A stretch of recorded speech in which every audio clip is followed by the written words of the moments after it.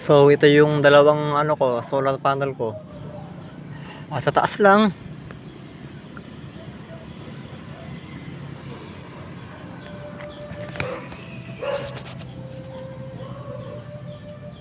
Tara, check natin sa baba.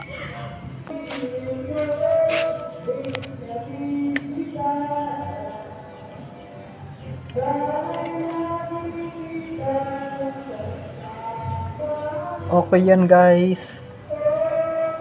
Yung dalawang solar panel sa taas, hapon na kasi. Time check natin 5:45, hapon na kaya ganyan. 3 volts.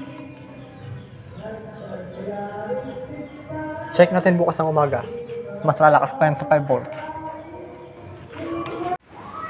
So ayan, umaga na.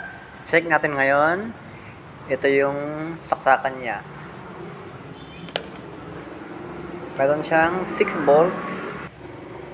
At siya nga pala, yung ginawa kong connection dito, as you can see, ang ginawa kong connection is parallel connection. At saka yan naman yung aking sinacharge, battery full na. Mga bandang 10 AM na to.